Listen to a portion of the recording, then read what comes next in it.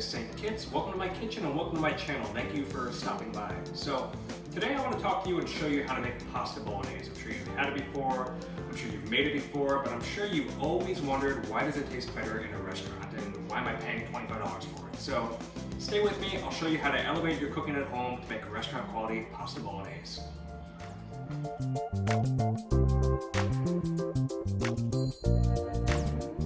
Alright, so pasta bolognese. We've got onion or carrots, ground beef. Traditionally, it's actually pork in a combination of both. We've got some tomato.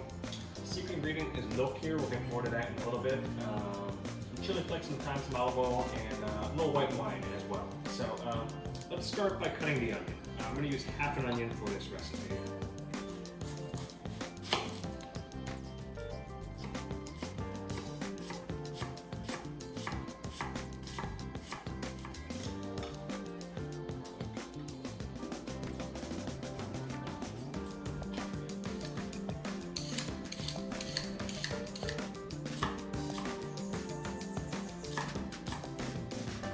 Okay, welcome back. So basically we chopped our onions, we chopped our carrots.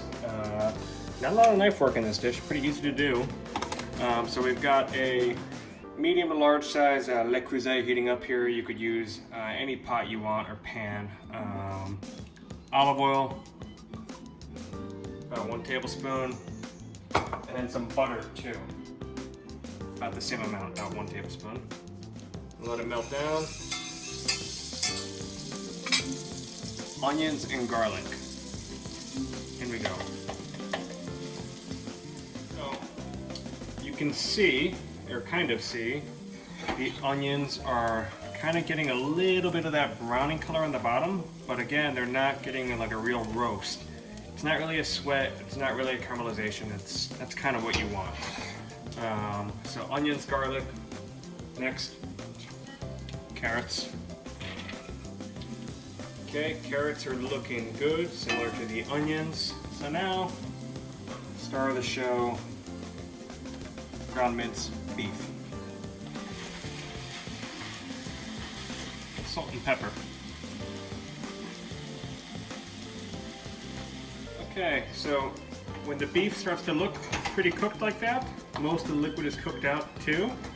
We'll go in with a little bit more spices and the tomato paste. So a little bit of dried thyme, just a dash. A little bit of dried chili flake. Take that back, 2 heaping tablespoons. Let the tomato paste cook for about a minute or 2. Go in with some dry white wine. We use a Chardonnay here. Let that cook down, basically until what the French call au sec, where all the liquid is gone. You could use a red wine if you wanted to, but traditionally it's actually a white wine here.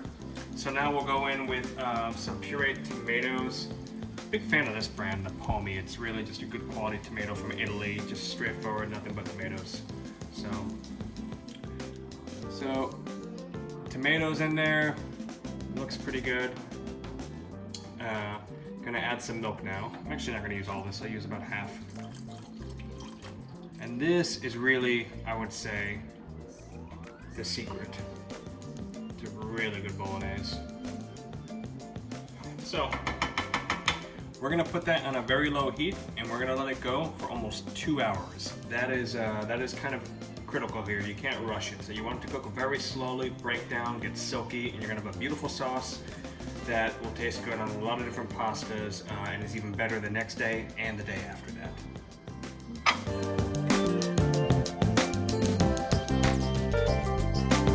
Okay, so welcome back. A couple of hours later, you can see the ragu or the bolognese is cooked down very nicely. That's how it should look. I've got the pan here, kind of medium-low heat. This is how we're going to make this bolognese really kind of restaurant quality. I'm going to add a little heavy cream to the pan. Probably I'd say like 3 tablespoons or so. And then to that heavy cream, you're going to add your ragu. So a couple of nice spoons. I mean, however many portions you want to make. I'm making 2. 1 for me, 1 for my wife. So you're just gonna kind of heat that up gently. And then when your pasta is al dente, you're gonna add it directly from the water into this. And you're gonna add some of the pasta water too, which will create a nice kind of starchy sauce. Looks awesome. See that? And this is how they would do it in a restaurant.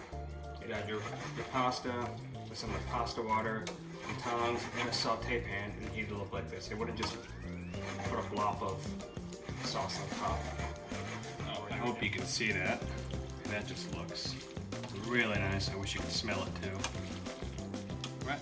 Alright, so pasta in the saute pan, like I mentioned.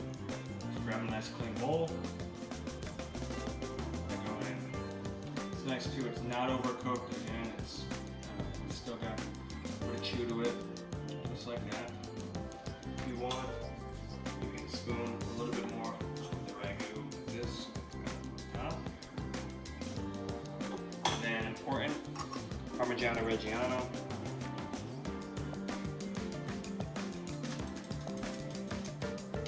And if you're feeling fancy, I chopped a little bit of parsley just to kind of just you know, so it gives color. And that's it. That looks really delicious to me. I'm hungry. I'm gonna eat it. Thanks for joining me. We'll see you next time.